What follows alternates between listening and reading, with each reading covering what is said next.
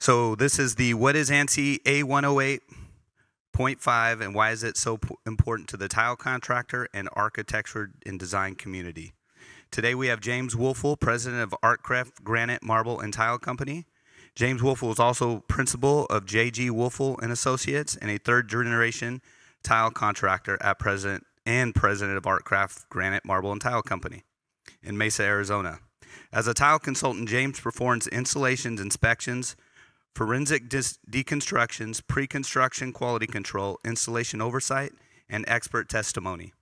His clients include architects, general contractors, tile manufacturers, owners, insurance companies, law firms, and a variety of others who seek technical expertise in tile and stone installation. James is honored to have earned the distinction Tile Person of the Year in 2011 for his work developing the Stone Tile Installation Guide as part of the NTCA handbook.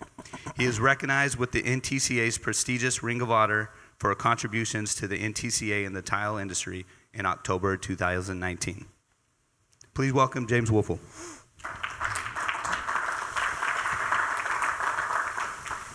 Good morning. Thank you for showing up so early. It was a difficult evening last night for some people in the room, including me.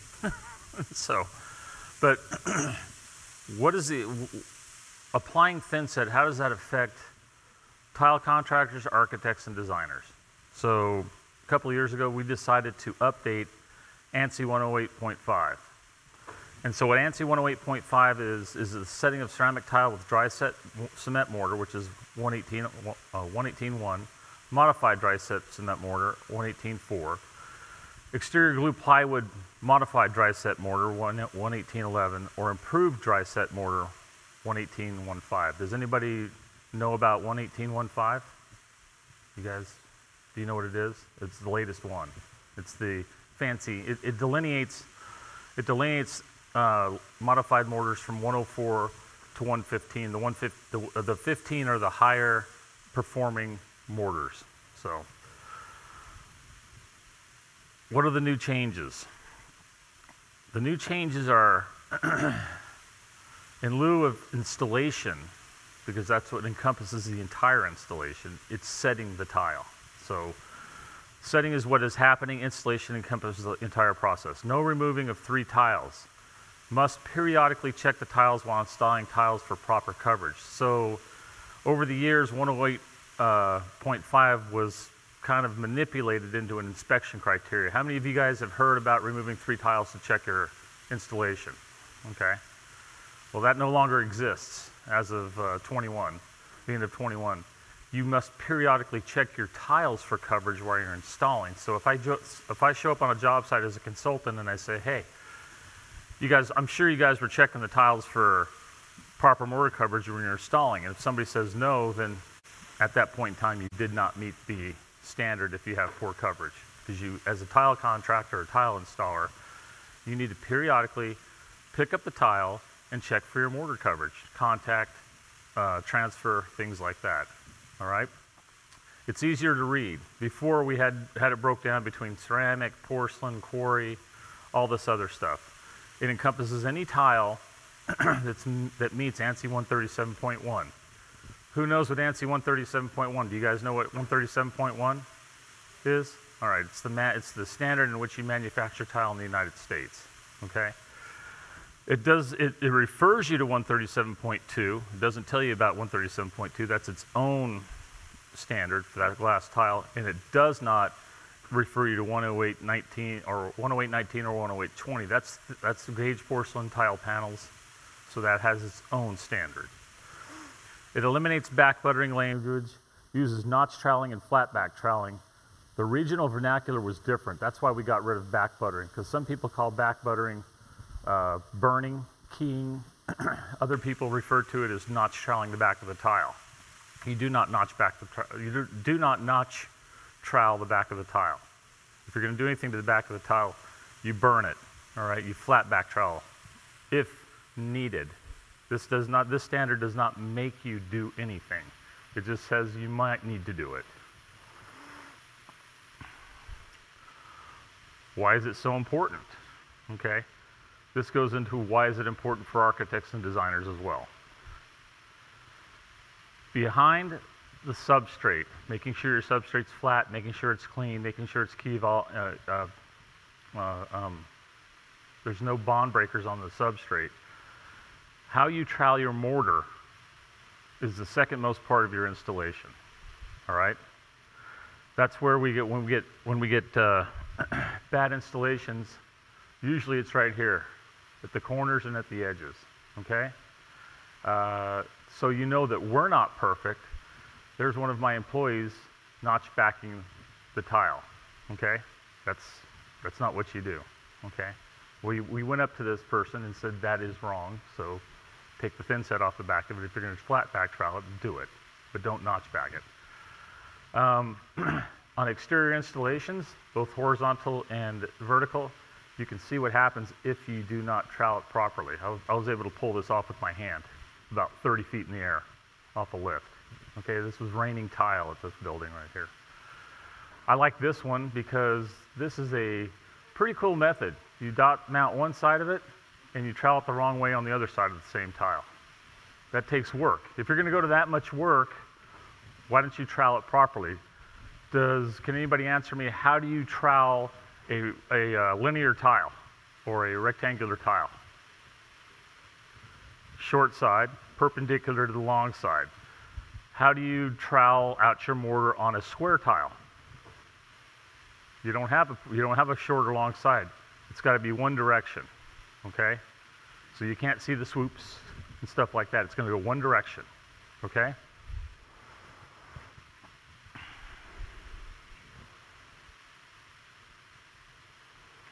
Additional considerations.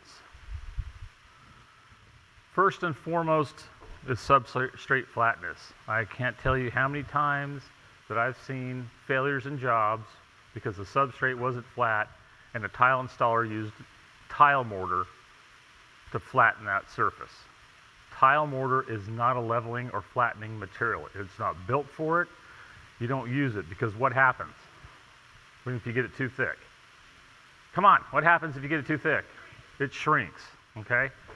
And so what happens is a lot of the time, like on this one right here, the installer even told me, hey, you know, floor looked great when I left, and then 2 months later the owner's complaining about lippage, okay? So you go under some of these tiles and you pull it up and there's a 1/2 inch of mortar underneath. And it's not 1/2 inch of the 118.15, it's a 1/2 inch of maybe 118.1, okay? So not only do you not have bond, you have a lot of shrinkage in your mortar, okay? You use the correct trowel size. Again, how many times have I pulled a piece of tile as a consultant and the notch trowels in the tile are perfectly uncollapsed, okay? Because the person used a 1/4 by 1/4 trowel on an 18 by 36 tile. It's not going to work, okay? You're going to use a 1/2 or you're going to use a 1/2 by 3/4. You're going to use something larger in order to get the mortar to the correct height.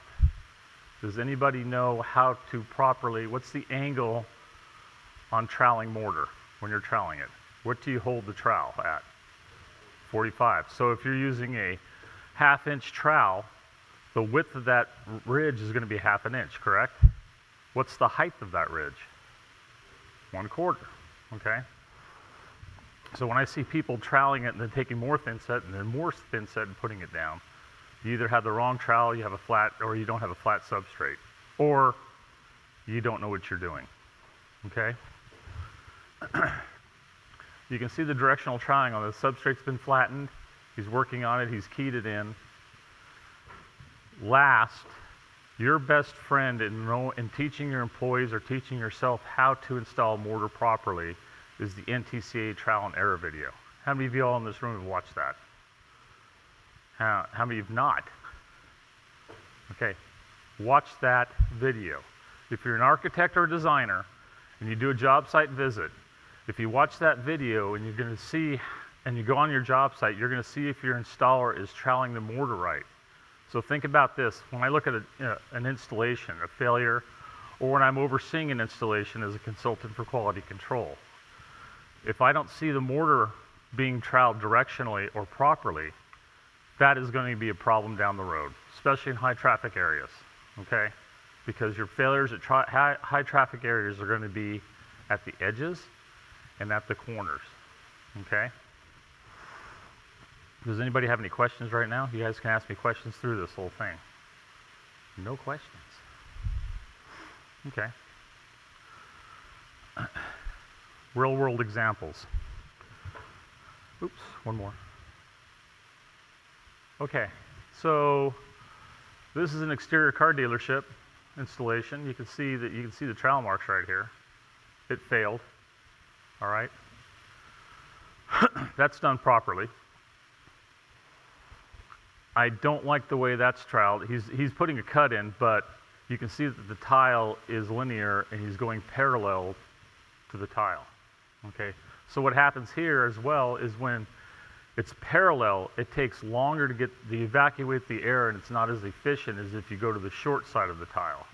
Okay, it's easier and faster to evacuate the air when you're moving the tile back and forth perpendicularly to those trowel marks. Okay, so if I'm using a 1/2 by 1/2, it's a 1/4 inch high, so I've troweled it properly, how far do I have to move that tile to collapse the trowel marks? Nope. More than a 1/2. Okay, in order to collapse the ridges all the way, you're going to have to move it more than a 1/2 perpendicularly across those trowel marks. And I'm involved in a project right now where I have begged the installer to move it at least 1/2 inch. He's getting in there and he's moving it parallel. Okay, that's not good enough. He's moving it just a little bit perpendicularly. He has to move that tile more than 1/2 inch to collapse those trowel marks properly. And this is a failure that I looked at. What's wrong with this failure? Right, what else is wrong with it? The trowel marks are uncollapsed. Now, here's a discussion we've been having. There's something called support and contact, all right? So support and contact of the mortar tells you my tile's touching, even though the trowel marks aren't collapsed, it's touching it. They're not fully collapsed, but it's touching it, and I've got support under it. I don't find failures in the middle of the tiles right here. Okay, I don't find failures in tiles collapsing among themselves in the middle most of the time. Very rarely, maybe 2 or 3 times I've looked at a job, it's failed in the middle of the tile. Most of the time, the reason I find lack of mortar coverage is because the tile's hollow or loose, or there's a lack of movement joints, okay? Lack of movement joints will exacerbate lack of tile mortar coverage. Okay, so what happens is that your tile's sitting on top of the trowel marks like this. It's just sitting on top, okay? Once it starts to move, you don't have bond. You're just sitting on top of the tile. It's barely hanging onto those trowel marks. And so once that tile starts to move, because you don't have movement joints, the tile starts to shear, what we call shearing, okay? And the lack of movement joints, I would say 90% of the time on my forensic deconstructions, 90% of the time the lack of movement joints exposed the lack of proper tile mortar coverage, okay? I'm not saying that you can not collapse the trowel marks. I'm saying do the best job you can, but if you don't go hand in hand with those movement joints, it will expose it a lot faster. And also at that point in time, say there's a failure, okay? Say I'm going in there and I'm looking at a project, there's a failure. Just because I find hollow tiles does not mean it constitutes an entire failure of the floor, okay? But if I start turning tiles over like this, I start turning 5 or 6 tiles over like this when I randomly select it across, say it's the size of this room, and I'm looking at the perimeter for movement joints, it's a commercial, let's say it's a commercial application, and I'm looking for movement joints in the field. If I don't see that, and I start pulling tiles from there, and I keep seeing this right here, that floor will be constituted as a complete failure, which means it needs to be removed and reinstalled. If I remove tile and 2 out of 2 tiles show it, but the rest of the tile looks good and I see movement joints, that's human, that's a mistake, it happens. Fix those 2 tiles, let's go, all right? When I look at a failure on a hollow tile, not every hollow tile is a failure, okay? When you're doing forensic investigation, I like to drag a chain. Maybe you guys have heard dragging a chain, okay? So when you drag a chain, you have to have the ear to notice the difference between what a hollow tile is and a hollow void in the tile. Okay? They make two different sounds. All right? One's more of a pinging sound, one's a hollow sound. And if you have a pinging sound and then there's no cracking grout around the tile, that doesn't mean the tile's failing. It just means that somebody made a mistake and didn't get that coverage, or your tile has warpage in it, which they all do, and you didn't quite get contact with that tile. All right, so if anybody comes on your job who's an inspector, there's no cracking grout joints, but you have a ping here, a ping over here. All right, stand your ground, okay? Just say, hey, you know, just because it's hollow doesn't mean that it's a failure. And I don't constitute it as a failure, okay?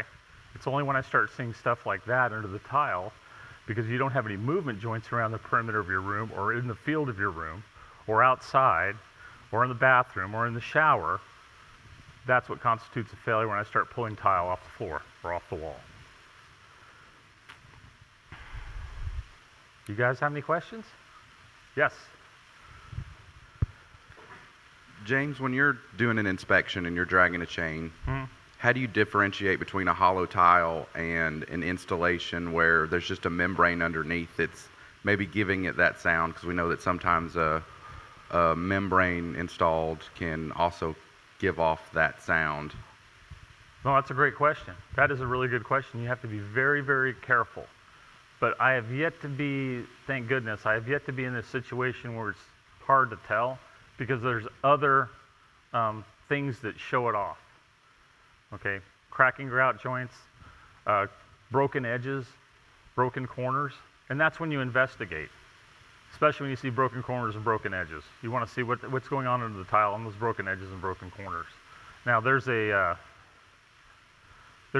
specification for ANSI and mortar coverage states that it needs to be 80% in dry areas. The only time you get to 95% is in wet areas. A wet area is a shower, exterior. No matter where it is on the exterior, it's a wet area because it's exposed to the elements. Architects that I've seen this, and a lot of people have seen this in the last couple of years, architects and designers are specifying 95% coverage on the interior that's not wet, okay? I can tell you right now, and it's discussions that we had in ANSI, if you're getting a large tile and you're not getting 95% coverage, does that mean it's failing per the specifications? Does it? No, you're still dealing with the performance of the tile. It's virtually impossible, and I will say it's virtually impossible to get 95% coverage on a linear tile, especially if you're going to an 18 by 36 or 24 by 48 because of the warpage in the middle of the tile. So what do I look for then at that point in time? Okay, so the tile's sitting like this. Okay, it's like this. Comes out of the kiln, it's fired like this. Make sure those edges and those corners are supported.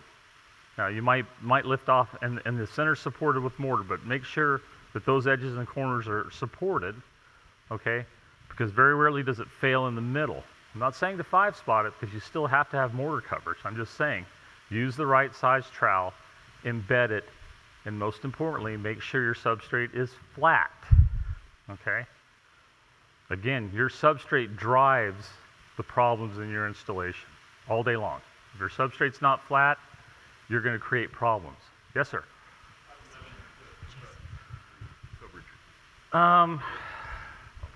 Well, that's a tricky question right there, because what I see is the overuse of leveling clips. Now, when you're getting into 18 by 36 or 24 by 48, I can understand the use of a leveling clip, or when you're setting thin gauge porcelain, you have to use leveling clips when you're setting thin gauge, but that's a whole different discussion. What I see is the proliferation of leveling clips with 12 by 12 tiles.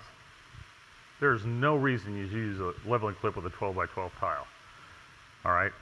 The concern I have about leveling clips myself, and it's just my personal opinion, when you're making that tile pull down, right, you're creating tension in that tile when you're pulling it down because you're changing the characteristic of that tile. You know, you're taking some of the warpage out of that tile because you're drawing it down mechanically.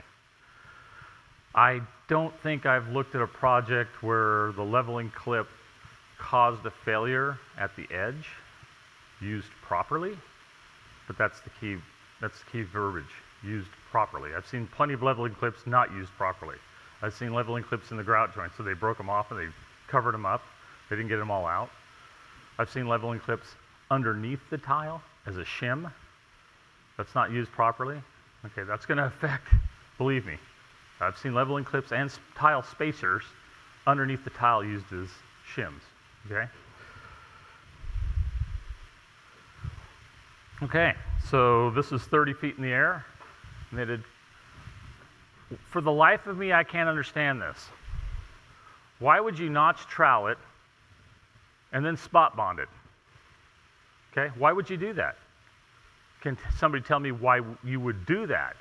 Well, first of all, you wouldn't do that, but I'm saying, why would you do that?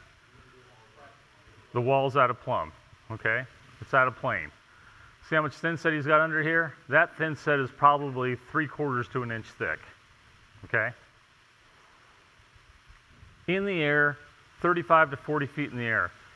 Even if they did put it up like that, does it have a chance of even adhering 35 to 40 feet in the air in July in Phoenix? Why? Besides expansion and contraction. It's going to skin over. You can't do that in Phoenix and hope that your tile stays, or your mortar stays tacky. It will skin over. It will light on fire in the sun, okay? That's nice coverage right there, correct? That's really nice coverage. That's the way it's supposed to be when you're doing a wet pull. That little gap right there is his trowel when he pulled it off the wall. I mean, he literally almost couldn't get this off the wall. That's how nice it was. That's awesomeness, okay? So what that is that's a high-end salon in the waiting room. The chairs would be this way underneath it. This is about an 18-foot wall up here, okay? And they have security video at about 2 in the morning when one of these tiles actually fell off, okay? It's very, very good luck that somebody wasn't sitting under there while it was open and that tile fell off. It could have killed them. This is a 24 by 24 tile right here. All right. The installer was there on site when I was doing the inspection. I did it for the owner. I'm literally pulling the tile off with my hands. No mechanical equipment, just hand. Pop, pop, pop, pop, pop. The installer looks at me and goes, "I don't see a problem." I go, "What do you mean you don't see a problem?" "I don't see a problem." He goes, "That's the way tiles set." I go, "Where?" "That's how tiles set where?" "Well, that's how we've done all, I've been doing this for 25 years. That's what we do." And I'm like, "Oh my God, I just need your addresses because I'm going to go around and start following you." It's free money right there, okay? Same project as this one. There's about 30,000 square feet on the outside of these buildings. They're like 4 buildings, okay? Same project. I'm doing forensic deconstruction. Really nice movement joint, okay? Back there you got the backer rod. You see the movement joint up here? Okay? That movement joint, that silicone caulk is the only thing that's keeping that tile up. Great adherence to the caulking. I'm sorry, to the sealant. Okay? But it's like opening a door. Woo, look at that there. Okay? You can see the gaps right here. You can see the gaps. I have an awl that I check. I stick my awl back behind there. I can't stick it any farther because my awl grows, my wood awl. So I can only get it to the handle, which is about that far. And that's how much of a gap there is right there. I put it all right in there and I went that way and there was a gap, which means, what does this tell you on an exterior installation if I see this and this and this? Okay, in Arizona it may not be that bad except for the fact of the heat, but if you're in a freeze-thaw area and you've done this, where's that water going to go when it hits the tile? It's going to go through the grout joint, it's going to go down. Okay, so you see a lot of times in freeze-thaw situations, the tile blowing out at the bottom of the installation, because that's where the water pools, freezes, and expands, and starts blowing the tile out, okay? So coverage, when I'm doing forensic deconstruction, especially on the exterior, coverage tells you the whole story. Mortar coverage tells you the story. Again, walls weren't flat.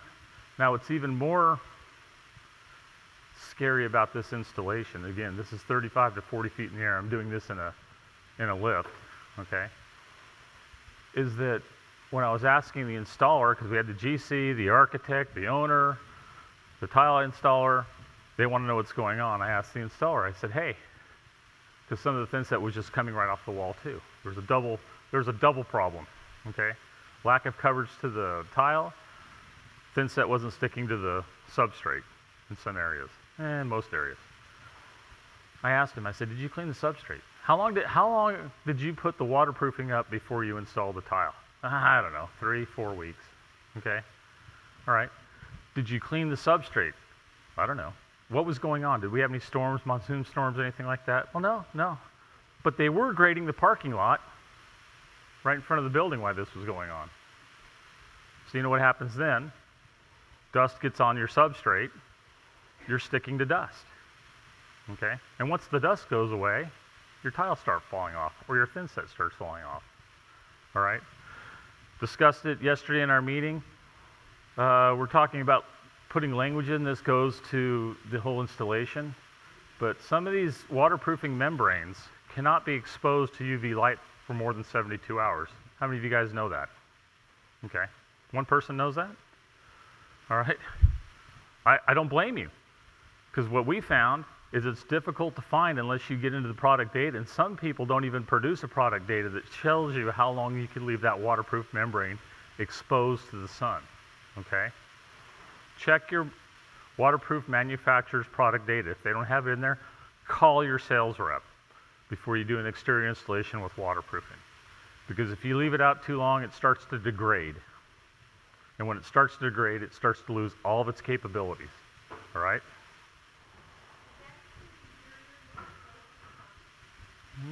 Yeah, that's a tough call. It could. It just depends if you have direct sunlight and what side of that sunlight's on the building. You know, if it's on the west side, yeah, you might have an issue. Okay, if it's on the north side or the south side, well, south side you might have an issue where we are. But on the north side or something like that, I would check with you. Anytime you're doing a vertical installation of large tiles or anything else like that, and you have a question about anything, contact your mortar or your waterproofing sales rep. That's their job. It shouldn't be a pain in the ass to them, okay? That's their job, is to help you. If you have a question and you're nervous about something, ask the question, all right? Like your 5th grade teacher told you, what's the dumbest question? Question not asked, okay? It's okay to ask questions. It doesn't mean you're an idiot.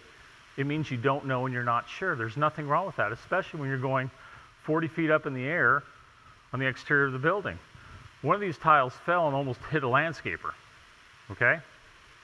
They had to build a tunnel out of this building while this was going on to protect people from falling tile while they figured out what was going on with this installation, okay?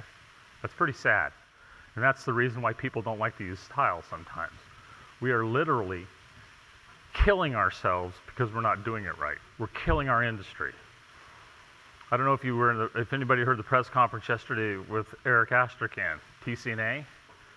Eric said tile consumption is down. Okay? And it's down because people are getting tired of looking at crappy installations and having failures. We have to do our job better. That's on us. Okay, we can blame the GC, we can blame the homeowner, we can blame the architect, we can blame the designer, we can blame our installer, or if you're an installer, you can blame something else. But ultimately, when you stick that tile on a wall, especially exterior, you better do it right. Because if anything goes wrong, other than structurally, you see stuff like this, it's our fault.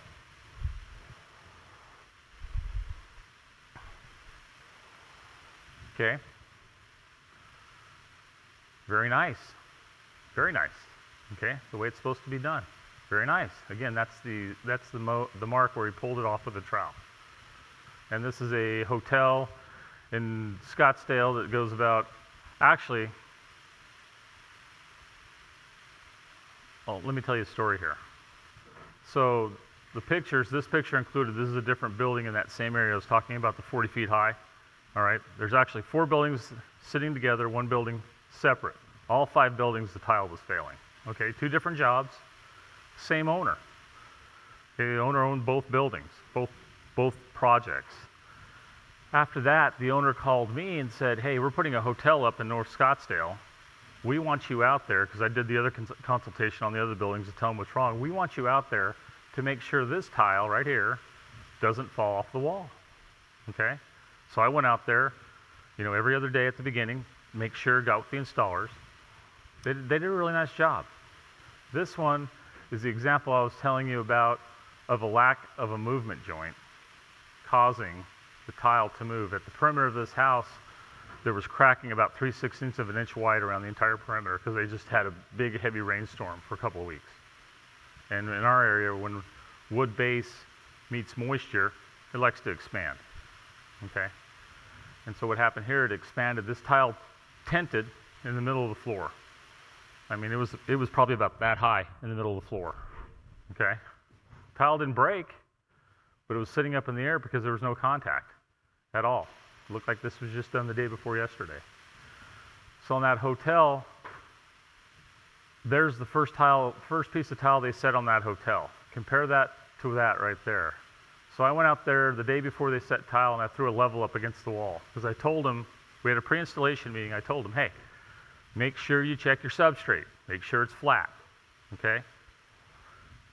I go to the hotel, they've already strung their line on it. They're using string to string their lines to get it across. I throw a level up right here, and that wall was 3/4 of an inch out and 4 feet per my level. And of course, that's where they started. So I said, take that tile down. And that's what I saw. I go, gentlemen, is that how we're supposed to be doing it on the job? Well, the wall's out. I said, didn't I say check the walls? Check the wall. How many of you guys have a 10-foot straight edge? Do you guys use it? Do your people use it? All right? When I walk in, and I have an 8-foot level because that's the only thing that fits in my truck, I have an 8-foot level. And when I bring that level out on a job site to check floors, people's eyes get wide. I've never seen that before. Remember seeing that. What is that? That's an 8-foot level. Don't you have an 8-foot level? No, I use a 4-foot level. Okay, how many people have seen their installers use 4-foot levels? Okay, that does you no good. Okay, maybe if you have a 4-foot area, it does you good. But on a floor, 4 feet doesn't mean anything. Okay, you need to check that. The standard's 10 feet. What's the standard for flatness on a piece of tile that's over 15 inches? 1/8 of an inch and 10 feet from the high point were measured, correct? All right, so it's 1/8 of an inch. Read the next sentence, or 1/16 of an inch and 2 feet. The next sentence right below that says 1/16 of an inch and 2 feet, all right? Unless you start soaking your tile and bending it, tile doesn't bend, all right? And then what are you gonna do? I'm gonna use thin set to fix it, because thin set fixes everything, doesn't it? No, it doesn't, okay?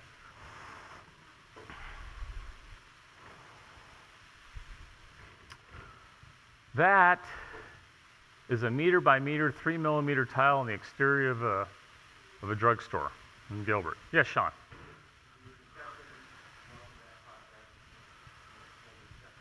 Yeah, right. Go to the general contractor and say, hey, it's out of level, it's not flat.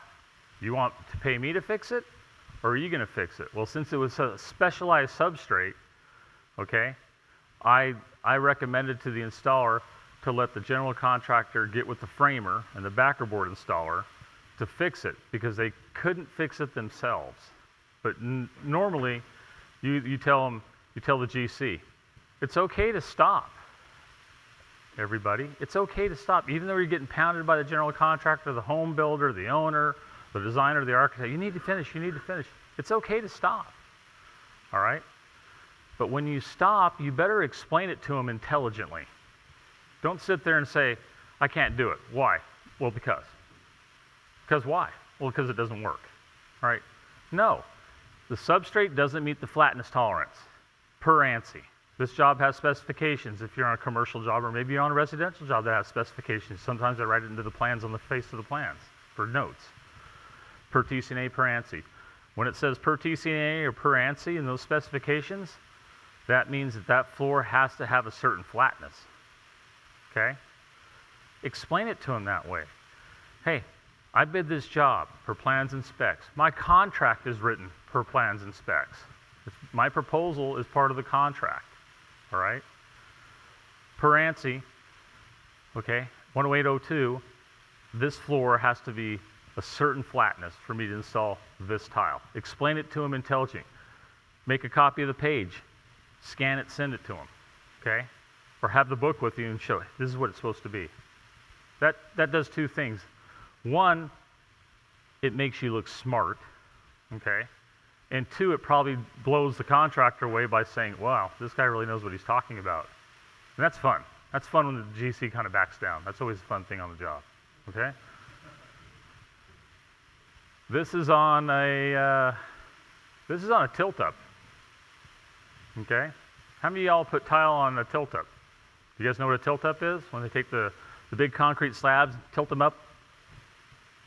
None of y'all put tile on a tilt-up? Have you? Anybody? Okay. What's the most important thing on a tilt-up when you're putting tile over it? Bond breaker, because they use form release. That's how they get those slabs out of the forms.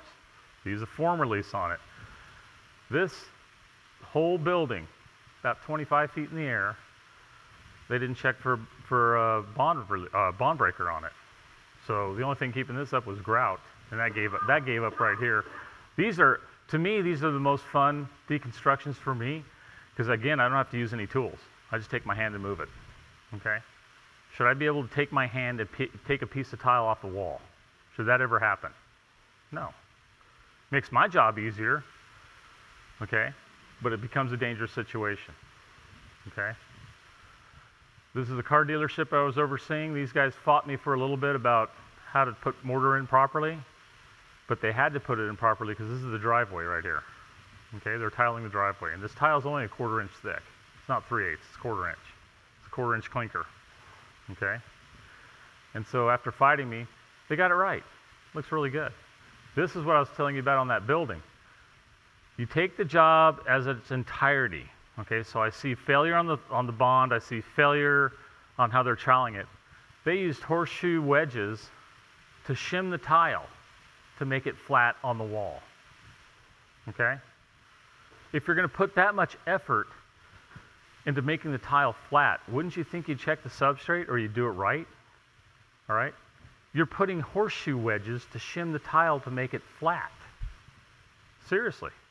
Okay? That's pretty scary.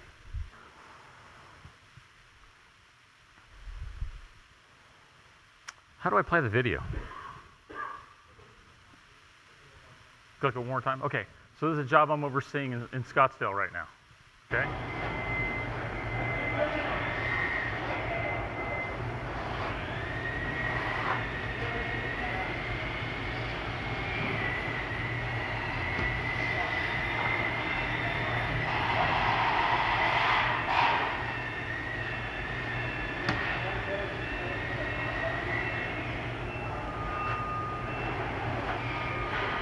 This guy was trying really hard.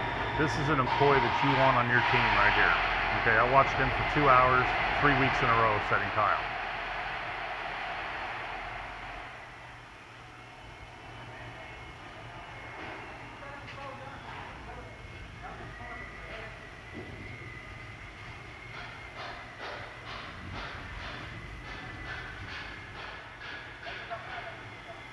That's stone. That is stone. Now watch. I cried. Watch. He did it right. Okay. I had tears in my eyes. Chris was with me that night. She goes, why do you have tears in your eyes? I said, I never get to see it done right. I always get to see it done wrong. And of course we pulled the tile. We pulled the tile and it was great coverage. Great coverage. And every tile that I watched him set, it was textbook. So it can be done. It's not that hard. When you have a flat substrate, you have the right trowel, think about this, and you have the right mortar, your job should actually go faster. Because every time I see somebody struggle with thin set application, it's because their substrate's out. So when I have an installer sit there and say, I did this at a workshop a couple of years ago, NTCA workshop, Rob or somebody was letting the mortar slake, and I was asking the guys around the table. I said, hey, You know, first of all, they're like, what is he doing? I said, he's letting the mortar slake. He's letting it rest, okay? Oh, we've never seen that before, so that's a scary thing. I said, I was asking one of the installers, I said, so how many feet of, you know, what do you do? I said, oh, I do houses, and I go, what's the predominant tile? I'm using 12 by 24s pretty much in every house. I go, how many square feet do you put down a day? Oh, 150 to 200. I said, how many times are you in that house when you're putting the tile down and you have to pick it back up again, put a little bit more thin set or take it off? He goes, you know what happens? I do it pretty much once or twice on every tile. I said, so you're setting 600 feet of tile a day. Because every time you pull that tile up and put it down, you're setting it, aren't you? I said, if you use the right mortar, the right trowel, and you have a flat substrate, you're only putting that tile down once. And you're going to go 3 times faster. So you really are going to set 600 feet of tile instead of 200 feet 3 times. Okay? It's important to architects and designers because if they don't know what's going on and they don't know the standards, they don't know if they're getting a good job or not. You know, I see it now that a lot of architects and designers don't go out to their job site while the tile's being installed. And if you're an architect or a designer in the room, it would be good practice to go out and look at it. It'd be good practice to watch the NTC and trial and error video because you can see if your installer's doing it properly. Because when there's a failure and I show up, okay, it's not good for anybody, okay? It's not good for the installer, it's not good for the general contractor, it's not good for the home builder, the homeowner, the architect, the designer. It's not good for our tile industry. Okay, it makes us look stupid. And how many in this room like to look stupid? Nobody. Your brethren out there who are not doing it properly are making us look stupid, okay? Do you guys have any questions? No questions? Okay, yes. Oh, hang on, sir. It was one of the first slides when you were showing how much to move the tile once you've already put the thin set down. So the distance that you need to be moving the tile, is that in relationship to the height of the thin set? Width. The width of the thin set. Okay. So for a half-inch thin set or a half-inch gauge trowel versus, say, a quarter-inch. A quarter-inch, you're going to move it at least a quarter-inch to collapse it. A half-inch, you're going to use more than a half-inch, more than a quarter-inch. On a quarter-inch trowel, you're going to move it at least more than a quarter-inch to collapse it. And on a half-inch, so it's relationship then. Okay. It's relationship to the size of the trowel you're using, yes. Sorry about that. Hey, James, I'm wondering, so like when you have a 24 by 48 tile and you were saying you do have issues with the warpage, trying to get it filled there, and then you're trying to, you know, keep it fairly flat as you're laying it. Right. I mean, how are you compensating for what can be a pretty big gap underneath that? Your trowel size. So just get a bigger trowel. Okay. Okay. And that goes back to how flat your floor is. So don't be using a quarter-inch over here in the corner or in this area, then go to a half-inch or then go to 3/4 inch. Okay, that tells me your floor is bad. Keep the same notch trowel. Make sure your floor is flat. That's the best chance you have. It's discussions we're having right now because we see the difficulty. I believe in CTEF. I was the co-chairman of the ACT certification for large module tile. Have you guys seen that one? We're setting a 12 by 24 over a wood substrate in ACT certification. Nobody's seen that? You guys have seen it. Okay, that's the highest failure. Okay, that's the highest failure of everything at some point in time. More than waterproofing, more than mudding, more than anything in that ACT certification because people were failing to get coverage into the middle of that tile because they were walking in with a 1/4 by 1/4 trowel. All right, with as much warpage that's allowable in our industry on tile. Okay, how much is it? How much warpage is allowed on a piece of unrectified 12 by 24 porcelain or ceramic? You guys know what the warpage tolerance is on it? Okay, it's 1.8 millimeters. Okay, you know 1.8 millimeters is a 1/16 of an inch that you're allowed. On a rectified, it's 1.3 millimeters. And we had that discussion in the meeting too. How does grinding the side of the tile take the warpage out? I'm not that smart, I can't tell you. I was given the answer yesterday for the first time. Theoretically, if you're going to rectify the tile, that tile's supposed to be better made. Okay? And that's why the grout joints can go closer. Check all your tiles. Your responsibility as a tile installer, or whoever's providing the tile, say it's an architect providing the tile, or the homeowner providing the tile, or the general contractor providing the tile, which I hate. I'm sure everybody else hates that, okay? Check the tile periodically for flatness.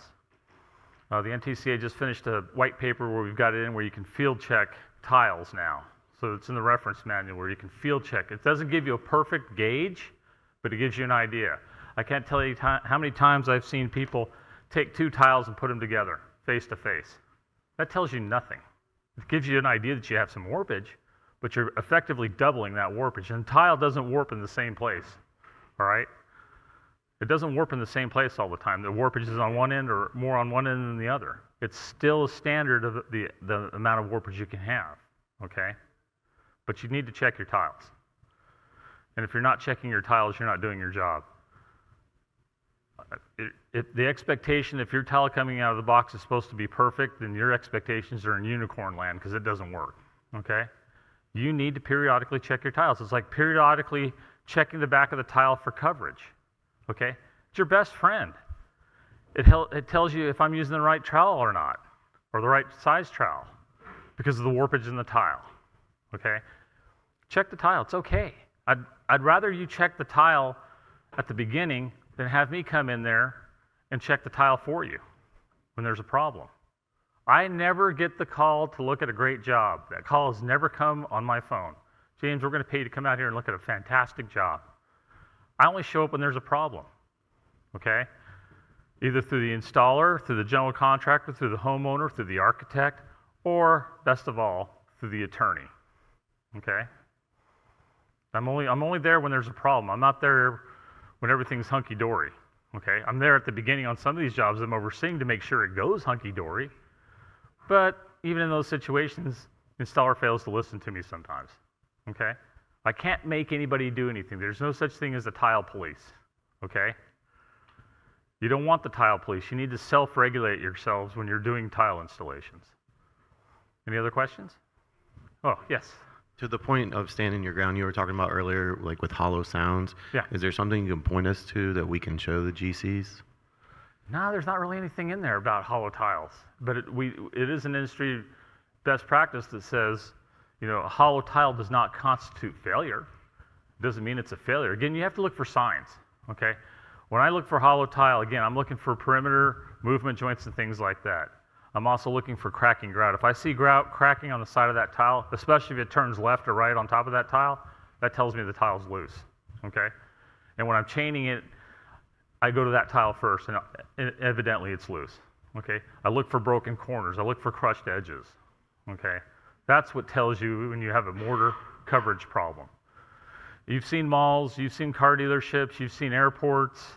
You're walking through there, you see a cracked corner, you see a crushed edge, okay? They didn't get the thin set under there. That's all there is to it. When you pull that piece of tile, there's no thin set under there. All right? It's not rocket science. What I do is not rocket science, okay?